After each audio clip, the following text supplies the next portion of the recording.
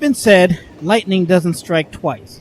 Well, whoever came up with that catchphrase apparently never railfanned the Sunbury line.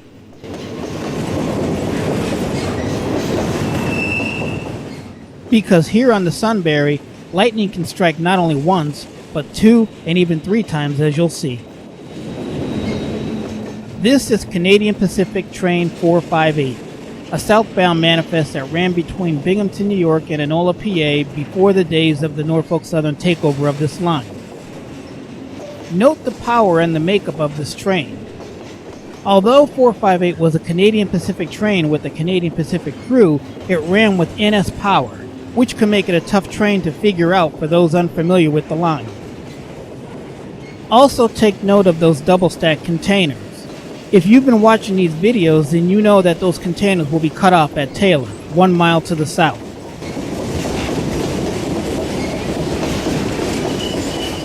In the days of CP, much of the switching duties at Taylor was performed by manifest trains such as this one, which would make for a lot of crews that would outlaw before ever making it into Enola.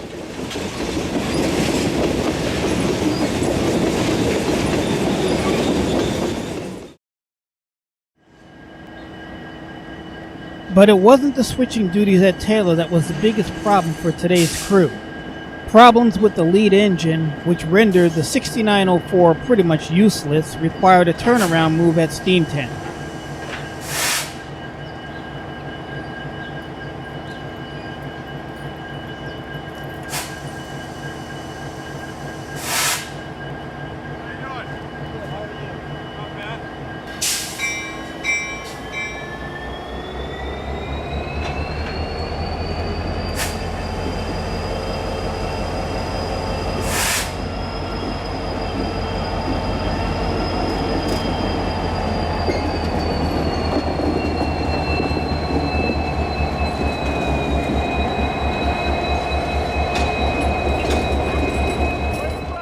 Seeing big NS power on the Steamtown Y is not an everyday occurrence, so as you can imagine, it made for the high point of today's railfanning expedition. And by the way, in case you're wondering, that's conductor Steve West and engineer Mike Kowalczyk at the helm of today's power.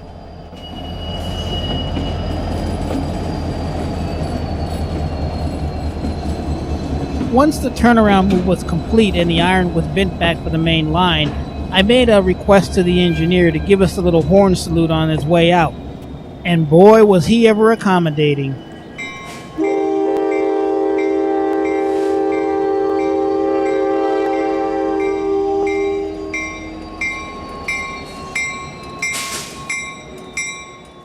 Once the takeover of the Sunbury line, technically the Sunbury subdivision during this time, was complete by NS, Engineer Kowalczyk would move over to NS and continue his career in Binghamton as a yard switcher.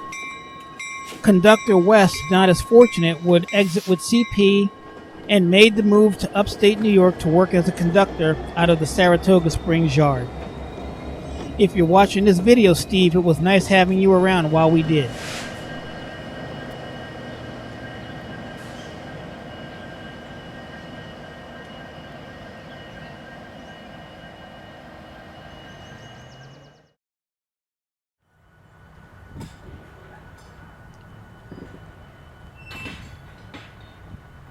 But like I said at the beginning of this video, lightning does strike twice sometimes, especially if you're railfanning the Sunbury. And wouldn't you know it, almost a year later, almost to the day, we had the power for another mainline freight train making a turnaround move at the Y.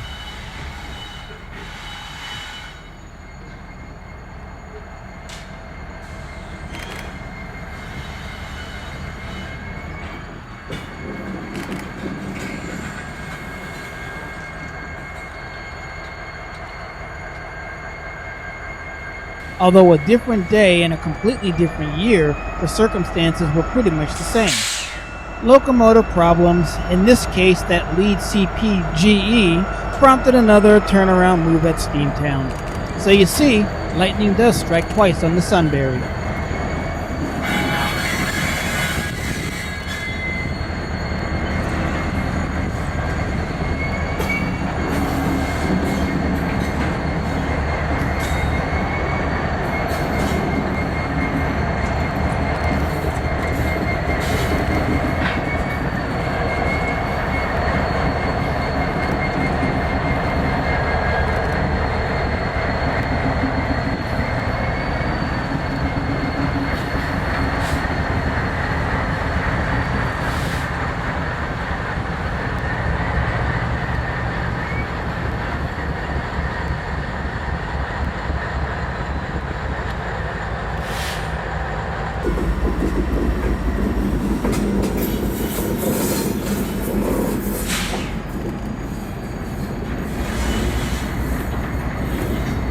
By this time, the NS was in full control of the line, but it's interesting and ironic to note that CPU. For quite a while after the takeover, well into 2016 in fact, there was more Canadian Pacific power running over these rails than there was when Canadian Pacific actually owned the tracks, which made for a rather unique scenario, one I'm not sure has ever been seen in railroading before. The ex-Canadian Pacific line looked more like Canadian Pacific than it did when it actually was Canadian Pacific. Go figure that one out.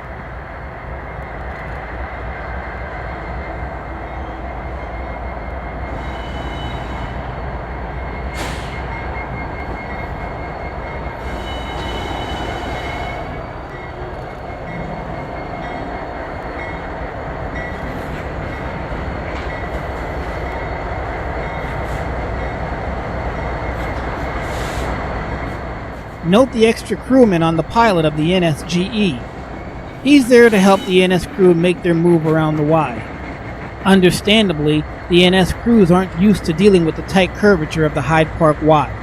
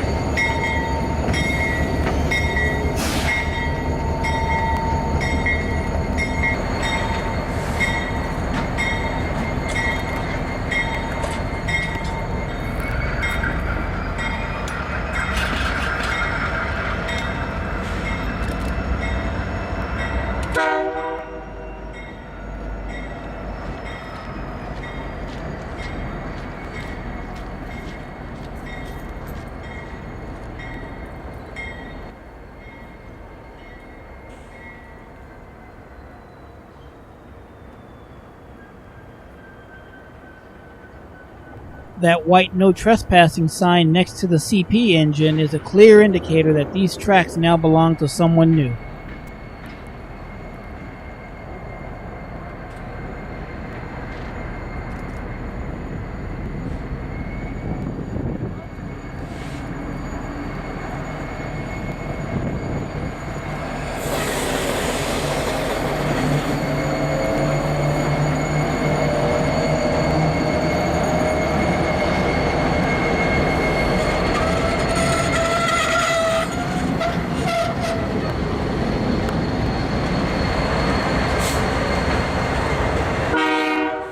It took about 45 minutes for the crew of 37T to get their locomotives down to their train at Taylor, knuckle on, and get themselves out of town.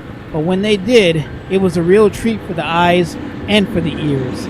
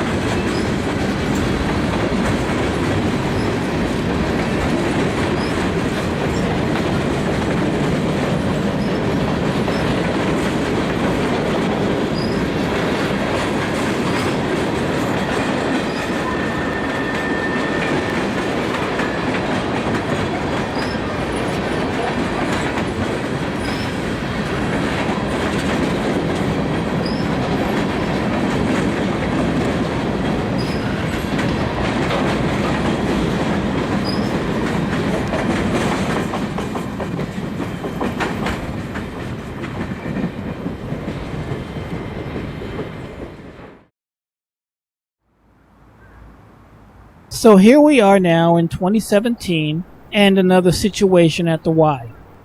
You probably recognize this place. It's the north end of Taylor Yard, milepost 672.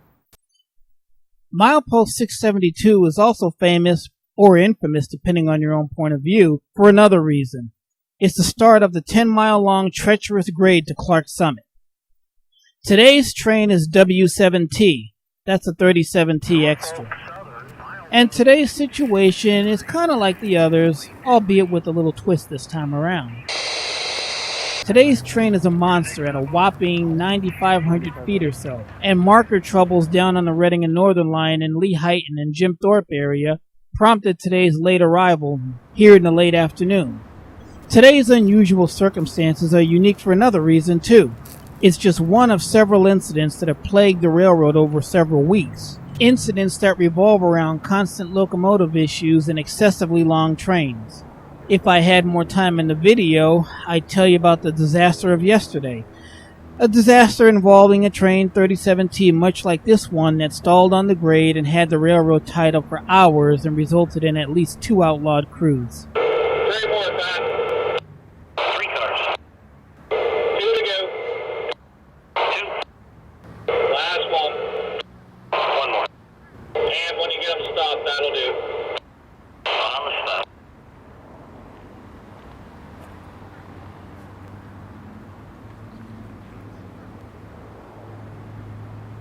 3 applied. Roger. 3-step applied for the conductor. That is correct. If you ever find yourself railfanning at the north end of Taylor Yard, don't do what this guy on the squad is doing. Right now he's trespassing, and the NS police are really cracking down on people like that. Quad runners, four-wheelers, and pedestrians alike.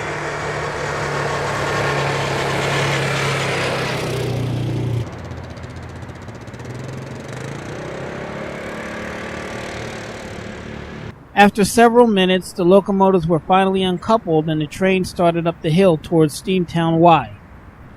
One thing to point out here is that this train today is so long that it exceeds the length of the yard, and the tail end of this train is blocking the depot road at the south end of the yard.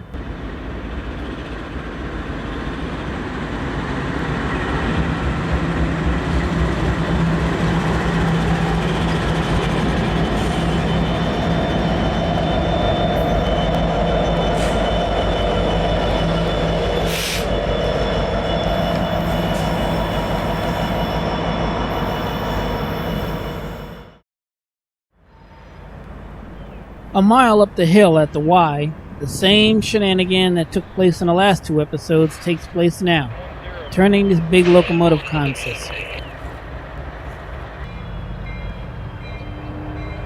Give me 3 more there, W7T. 3. And give me 2 more, gotta get a switch. 2 for a switch.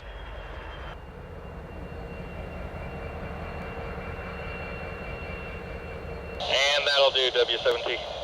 W7T on the spot. Now's a good time for us to talk about this beast. Number 7333 is an ex-Appalachian and Ohio SD90 Mac that for the better part of 20 years spent its days lugging trains through the Appalachian Mountains in West Virginia. Rail fans call it Barney, crews call it the Purple People Eater, and it's part of a 10-unit order that Norfolk Southern purchased from the CITX leasing group that also included several ex-Indiana Railroad SD90 Macs and several Bluebird CITX leasing units.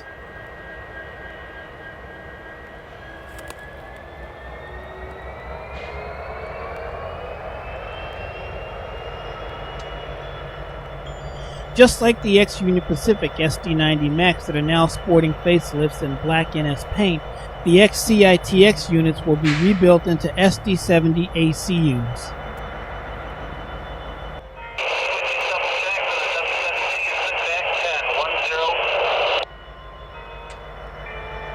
Roger, 10-1-0 for a stop. Here we go.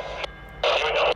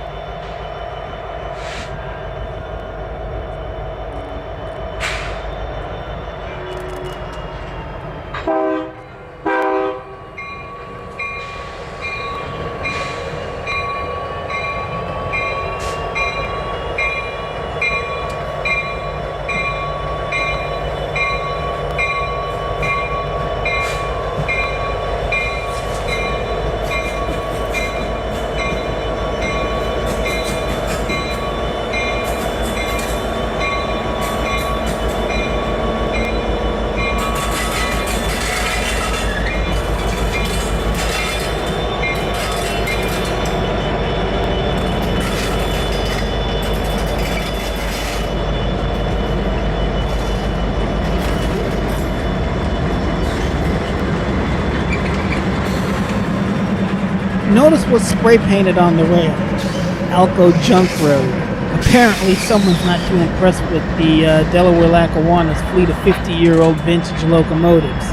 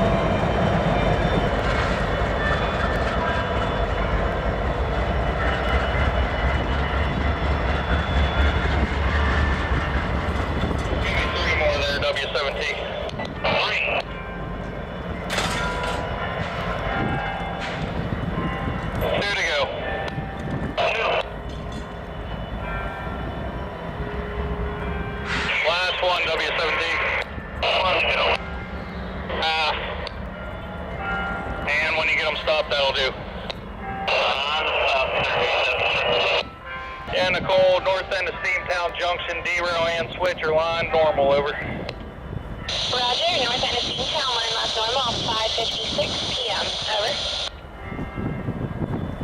Roger, north end's line, left normal at 5:56 in the p.m. Roger, which engine number do you want me to use to talk you guys back to your train, over? That'll be the NS 7333, over. Okay, Roger, W7T, NS 7333, once stopped, CP 672. You push and pass the stop signal, main 1 to main 1 in a south direction, back to your train, over. Roger, the W7T, NS 7333, one stop at the stop signal at CP 672, has permission past the stop signal, main 1 to main 1 in a south direction, back against their train. You got it, thank you. NS, need help? W7T, conductor's on point, okay to start them back. Need about 4 to the pickup. That's on point, back 4 to pickup.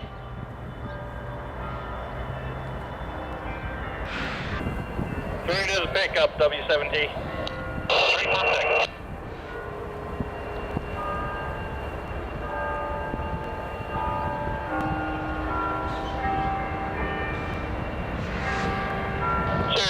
W7T.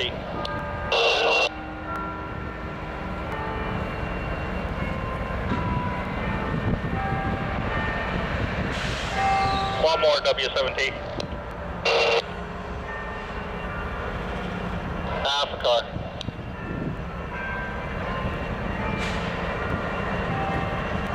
And that'll do, W7T.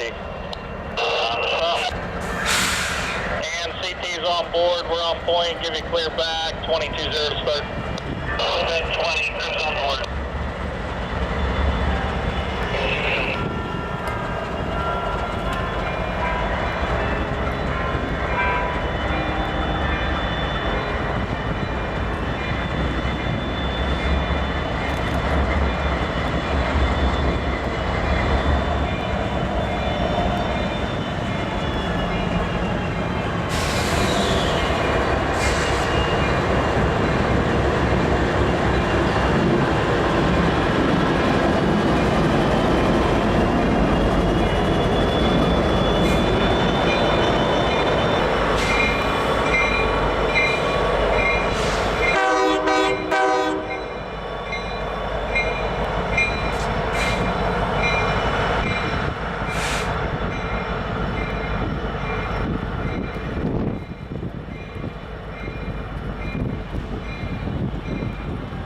W7T, I'll give you clear, another 2525.